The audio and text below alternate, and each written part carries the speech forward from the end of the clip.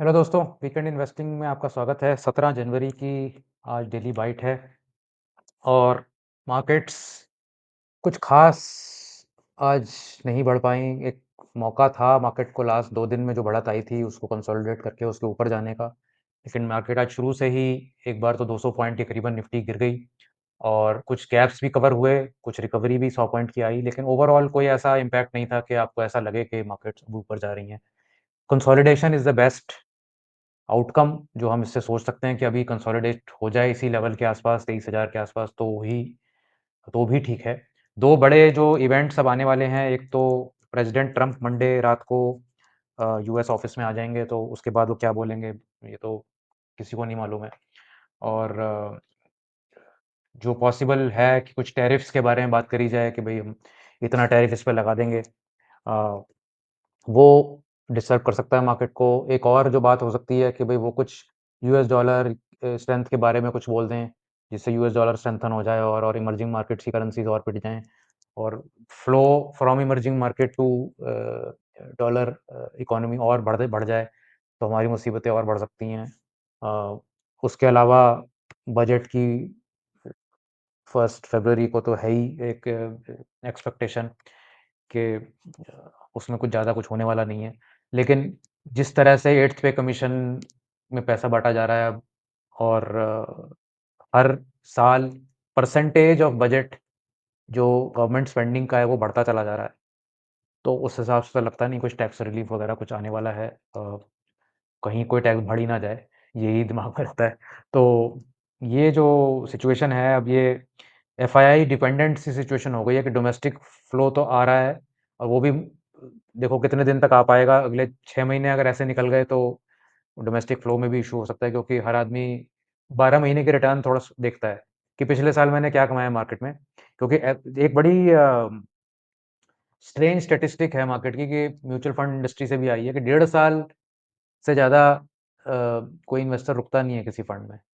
तो अगर 1 डेढ़ साल का ही पीरियड के लिए कोई आएगा, तो वो अपनी 1 डेढ़ साल की रिटर्न देखेगा, वो कहेगा मैं 10% डाउन हूँ, तो मैं क्यों रहूँ यहाँ पे, मैं बैंक में चला जाता हूँ, सो ऑन सो फोर्थ। तो वो एक रिस्क है अगले 6 महीने में कि अगर मार्केट्स ने पिकअप नहीं किया, तो क्या ये जो कंटीन्यूअस हम डोमेस्टिक फ्लो देख रहे हैं, ये भी रुकने को आ सकता है क्या? और पॉज़िटिव अगर देखें तो भई एफआई बेच ही रहे हैं पिछले 4-5 में 6 महीने से। तो हो सकता है वो भी किसी पॉइंट पर आके सेलिंग रुके।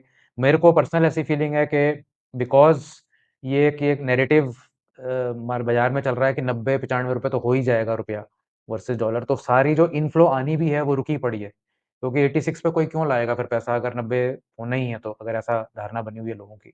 तो आई थिंक अगर जो भी फॉल होनी है वो इमीडिएटली हो जानी चाहिए, ताकि जो पैसा आना है वो आए और जो पैसा धीरे-धीरे जाना था वो अभी स्पीड से निकल रहा है कि भई 90 ना हो जाए, उससे पहले 86 से निकाल लेते हैं। तो ये रियल प्रॉब्लम्स हैं जो एक्सिस्ट करती हैं मार्केट में आज की डेट में। ख़ैर आज आगे चलते हैं। एक हमारी एचएनआई स्ट्रैटेजीज़ हैं जो बंद रहती हैं, कुछ स्लॉट्स अब उसमें ओपन हो रहे हैं। अगर आपका इंटरेस्ट है तो आप ये लिंक डिस्क्रिप्शन में लिंक है, उसमें जाके आप कर सकते हैं अप्लाई। हाँ, are you able to stay with the strength in the market? तो आप जो स्ट्रॉन्गर स्टॉक्स होते हैं मार्केट के, उनके साथ आप रह पाते हैं कि नहीं? ये हमारा टाइटल है आज की डिस्कशन का, जो second half of the video में होता है। डिस्क्लेमर आप पढ़ लें और सब्सक्राइब ज़रूर करें चैनल को, क्योंकि ये जो सब्सक्रिप्शन जो है आपका, ये डिटरमिन करेगा कि हम ये हिंदी चैनल कितना आगे बढ़ा पाएँगे या नहीं बढ़ा पाएँगे। इंग्लिश चैनल तो हमारा ठीक-ठाक सा चल रहा है, बट ये हिंदी चैनल में अभी पिकअप आना बाकी है।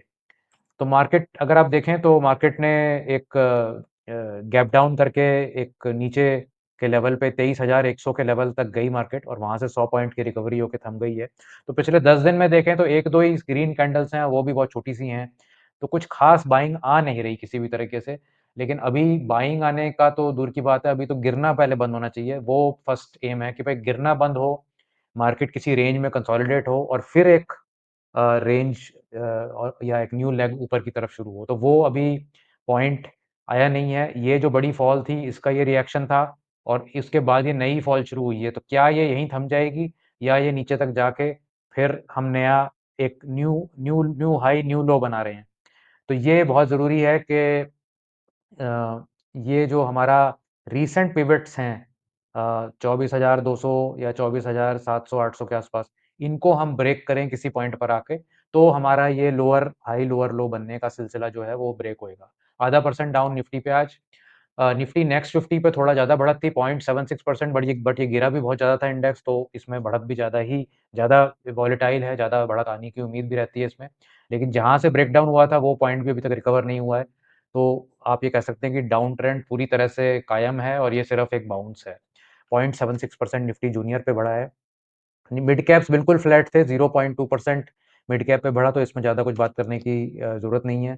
स्मॉल कैप्स भी 0.04% नेगेटिव पे रुके रहे आज, तो यहाँ भी कोई चेंज नहीं देखा गया। तो ये बिल्कुल थम सी गई है मार्केट इस लेवल पे और ये ब्रेकडाउन पॉइंट भी था।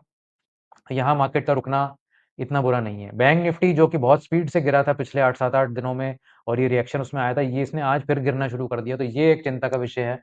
मैं 1.5% डाउन है बैंक निफ्टी और इसका मेन रीज़न एक्सिस बैंक के रिज़ल्ट्स हैं, जिसकी वजह से ना तो एक्सिस बैंक का स्टॉक ज़ोर के टूटा आज, बट एचडीएफसी बैंक एक्स और ये आईसीआईसीआई बैंक, कोटक बैंक, ये भी सब इसके वजह से आज गिरे हैं। मोमेंटम में अगर आप देखें एडवांस डिक्लाइन तो मार्केट काफ़ी इवन थी, तो फ्लैटिश मार्केट थी, तो जितने बढ़े उतने गिरे, तो इसमें कुछ ज़्यादा देखने वाली बात नहीं मिली। हीट मैप में रिलायंस ने मार्केट को आज सँभाला है, रिलायंस आईटीसी कह सकते हैं, एल&टी, तो कुछ बाइंग इमर्ज हुई है, डोमेस्टिक फंड से हुई है या एलआईसी को पीछे गवर्नमेंट ने धक्का दिया है कि भई जाके खरीदो कुछ। तो रिलायंस 2.83%, एल&टी 1.7%, आईटीसी 1.7%, नेस्ले 2.2%, यहाँ थोड़ी-सी बढ़त आई है। और आईटी और बैंक स्टॉक्स तो आप देख ही रहे हैं किस तरह से आज धराशायी हुए हैं। 5.8% Infosys down, 4.5% axis bank down और इन दोनों सेक्टर्स को अगर आप हटा दें तो मार्केट रीज़नेबली स्टेबल थी going within the Nifty. Nifty next 50 space में ज़्यादा ग्रीन नज़र आता है। कैपिटल गुड्स बढ़े, कुछ रियल एस्टेट के स्टॉक्स बढ़े, कुछ कंज्यूमर स्टॉक्स बढ़े, कुछ Zomato, HAL, Naukri, IRCTC type के स्टॉक, अलग-अलग टाइप के स्टॉक बढ़े। अब गिरने में Varun beverages, Ambuja cement, LTIM, Chola finance, Adani power, REC, इस तरीके के स्टॉक्स में थोड़ा गिरावट आई है। बट मोर और लेस निफ्टी नेक्स्ट 50 का स्पेस ठीक ही था आज की डेट में। सेक्टोरल ट्रेंड्स में आईटी, प्राइवेट बैंक्स और bank Nifty as a whole, इन्होंने मार्केट को नीचे धकेल दिया आज और जो थोड़ी सी बढ़त आई वो आई पब्लिक सेक्टर एंटरप्राइज स्टॉक्स में, real estate, energy, infra, metal, commodities और एफएमसीजी, इन्होंने 1% और से ऊपर की बढ़त आज प्राप्त करी। एफएमसीजी जो कि काफी ज्यादा गिरता जा रहा था, आज कई दिन बाद इसमें 1% की रैली आई है। अब आप देखेंगे कि लास्ट 1 महीने में कोई भी ऐसा सेक्टर नहीं बचा है जो ग्रीन में हो और लास्ट 3 महीने में तो कोई है ही नहीं जो ग्रीन में हो। तो मार्केट ने पिछले 3 महीने में काफ़ी नुकसान किया है और पिछले 1 साल में भी अब कई सेक्टर ऐसे बनने लगे हैं, जिसमें कि रेड आ गया है, एनर्जी नेगेटिव हो गया है, कमोडिटीज़ सॉरी एफएमसीजी नेगेटिव हो गया है, प्राइवेट बैंकिंग नेगेटिव हो गया है। तो कई ऐसी स्पेसेस हैं मार्केट में, जिन्होंने पिछले 1 साल में भी परफ़ॉर्म नहीं किया है। तो हमारी स्ट्रैटेजी उस तरह से होनी चाहिए कि हम कम से कम ऐसे सेक्टर्स, ऐसे स्टॉक से जल्दी निकलें, जहाँ पर कोई परफ़ॉर्मेंस नहीं आ रहा है। आईटी स्टॉक्स में जैसे मैंने बताया इन्फोसिस, विप्रो, टीसीएस, परसिस्टेंट, टेक महिंद्रा, इनमें सबसे ज़्यादा गिरावट आई। इन्फोसिस ने लीड किया इन सबको। तो ये एक थोड़ी-सी नेगेटिव न्यूज़ हो गई है क्योंकि आईटी एक सेक्टर था जो कि मार्केट को होल्ड किए हुए था अभी तक। तो जो आज का टॉपिक है कि क्या आप मार्केट में जो स्ट्रेंथ होती है उसके साथ बने रह सकते हैं कि नहीं? अभी हमने रिसेंटली एक वीडियो किया था जो डेथ क्रॉस के ऊपर था। तो डेथ क्रॉस एक एक इवेंट होता है कि जब 50 day moving average 200 day moving average को कट करती है ऊपर से, उसको हम डेथ क्रॉस बोलते हैं। और आज इंसिडेंटली निफ्टी 50 ने 200 डीएमए को नीचे की तरफ क्रॉस किया है। तो ये एक आज का जो पॉइंट है वो एक 50 DMA crossing 200 DMA death cross आज हो गया है। कई ऐसे एल्गोरिथमिक फंड्स हो सकते हैं जो इसकी बेसिस पे सेलिंग करने आएँ या इसकी बेसिस के इसके आसपास की डेट पे सेलिंग कर रहे हों, ये भी पॉसिबल है। कई बार ये इंडिकेटर गलत भी होता है, कोई इसमें 100% एक्यूरेसी की बात नहीं है। तो डेथ क्रॉस कई बार गलत भी होता है, अगर एकदम से मार्केट बढ़नी शुरू हो जाए तो यहाँ पर ये फिर इसका रिवर्स भी हो जाएगा। तो डेथ क्रॉस का रिवर्स होता है गोल्डन क्रॉस, उसकी हम आज बात करेंगे। तो गोल्डन क्रॉस का पर्पस ये होता है कि वो स्टॉक्स जिसमें 50 day moving average 200 day moving average के ऊपर निकल जाए नीचे से। डेथ क्रॉस था 50 डे मूविंग एवरेज नीचे गिर जाए और गोल्डन क्रॉस होता है 50 डे मूविंग एवरेज ऊपर निकल जाए। तो ये बेसिकली दर्शाते हैं कि स्टॉक में long to medium term strength है कि नहीं। अगर किसी स्टॉक का प्राइस गिरता चला जा रहा है, तो उसका कभी भी गोल्डन क्रॉस नहीं बनेगा क्योंकि 50 डे मूविंग एवरेज भी गिर रही है और 200 डे मूविंग एवरेज भी गिर रही है। जब प्राइस बढ़ना शुरू होगा, तभी ये गोल्डन क्रॉस कहीं पर बनना शुरू होगा। तो जैसे ये इसमें दर्शाया गया कि ये 200 डे मूविंग एवरेज आ रही थी और ये नीचे से 50 डे मूविंग एवरेज बढ़ी, जैसे ही प्राइस बढ़ा तो ये 50 डे मूविंग एवरेज भी बढ़ी, तो यहाँ पे गोल्डन क्रॉस का इवेंट हुआ। तो यहाँ पर आप कुछ डिसीजन मेकिंग कर सकते हैं कि बेसिस गोल्डन क्रॉस हमें खरीदना है या हमें कोई स्टॉप लॉस लगाकर वहाँ पर चलना है, ऐसे करके कर सकते हैं। तो 2 हम एक स्टडी करेंगे इसमें आज के वीडियो में कि 2 हम पैरामीटर्स लेंगे। एक तो गोल्डन क्रॉस कि कितने परसेंटेज स्टॉक्स गोल्डन क्रॉस में हैं अभी निफ्टी में और दूसरे इंडाइसेस में, और कितने परसेंटेज ऑफ स्टॉक्स ऐसे हैं जिसमें प्राइस गोल्डन क्रॉस से भी ऊपर है। तो मतलब प्राइस मोर देन 50 डीएम में एंड 50 डीएम में मोर देन 200 डीएम में। ये 2 हम पैरामीटर लेके चलेंगे, तो इसको देखते हैं कि कैसे इसमें बना हुआ है। तो ये 4 जो हमने इंडेक्स लिए हैं Nifty, Nifty next 50, mid cap और स्मॉल कैप। तो निफ्टी में 38 शेयर ऐसे हैं जो गोल्डन क्रॉस हैं, मतलब 50 डीएम है जिनका 200 डीएम से ऊपर है।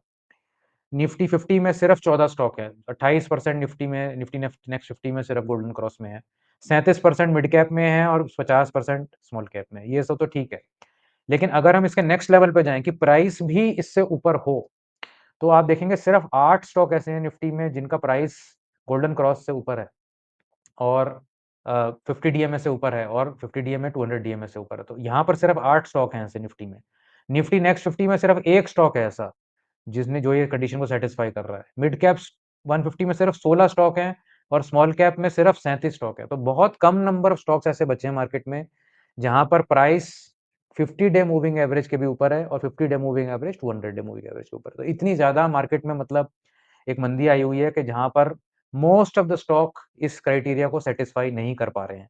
अगर हम सेक्टर्स में देखें, तो ऑटो सेक्टर जैसे देखते हैं तो 27% शेयर गोल्डन क्रॉस में है और सिर्फ 1 स्टॉक ऑटो सेक्टर में ऐसा है, जिसका प्राइस 50 डीएमए से ऊपर है और वो 200 डीएमए से ऊपर है।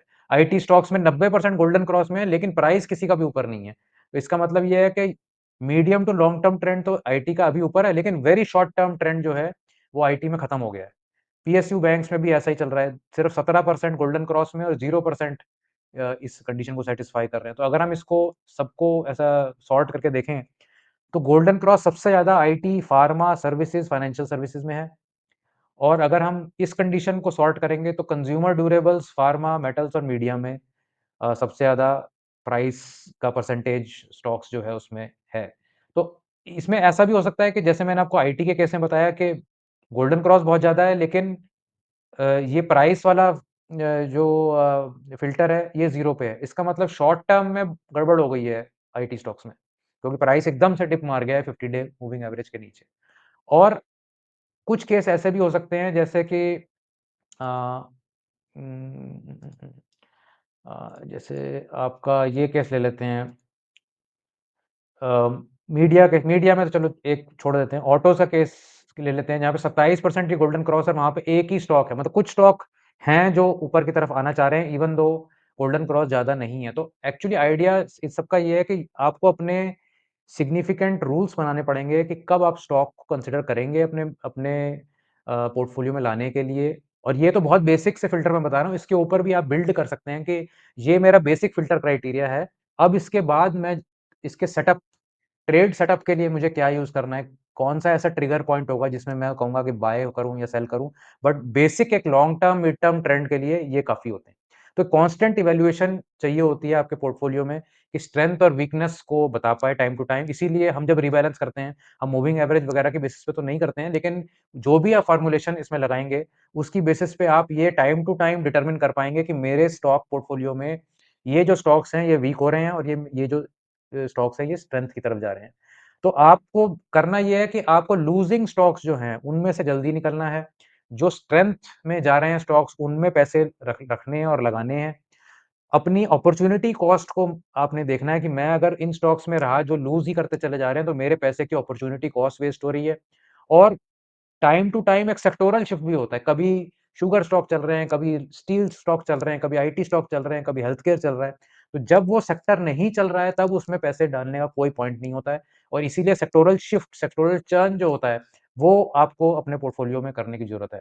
तो एक हम टूल हमारी वेबसाइट पे फ्री टूल है, जिसमें आप जाकर अपने स्टॉक्स और उसकी क्वांटिटीज़ डालेंगे, तो एक हेल्थ चेकअप आपको मिलेगा। एक पीडीएफ रिपोर्ट आपकी ईमेल पे आ जाएगी कि कितने percentage of stocks high momentum में है, कितने percentage of your stocks low momentum में है, कहीं बहुत ज़्यादा कंसंट्रेशन रिस्क तो आपके पोर्टफोलियो में नहीं है। ये एक फ्री आपको रिपोर्ट हेल्थ की मिलेगी। आप क्यूआर कोड साइन कर सकते हैं या लिंक भी है नीचे। तो इसमें आप अपने प्रोसेस के थ्रू या अपने थॉट्स के थ्रू बताएँ कि कमेंट्स में कि कैसा आपको सेक्टर टू सेक्टर आप कैसे शिफ्ट करते हैं? आपके पोर्टफोलियो में अगर ऐसे स्टॉक्स हैं जो डेथ क्रॉस में हैं, क्या आप उनसे उ उनमें से निकलने की कोशिश करते हैं, नहीं करते हैं? अगर आपके स्टॉक्स बहुत ज़्यादा डीप ड्रॉडाउन में चले जाते हैं, तो आप क्या करते हैं? एवरेजिंग करते हैं आप, स्टॉक्स स्टॉप लॉस करते हैं, दूसरे सेक्टर्स जो परफ़ॉर्म कर रहे हैं, उनमें कैसे एंटर करते हैं? ये सब बातें आप बताएँ कमेंट सेक्शन में और मैं वहाँ आपका जवाब दूँगा। तो आप ये चैनल देखते रहें, बने रहें, सब्सक्राइब ज़रूर करें और अपने दोस्तों और फैमिली को ज़रूर इस चैनल के बारे में बताएँ। ये एक एक्सपेरिमेंटल चैनल है अभी, अगर इसमें हमें ऐसा दिखेगा कि लोग इसे पसंद कर रहे हैं और इसको चाहते हैं कि हम लॉन्ग टर्म में चलाएँ, तो हम ज़रूर चलाएँगे। तो आप ज़रूर अपना सहयोग दीजिए इसमें और इस चैनल को आगे बढ़ाइए। Thank you.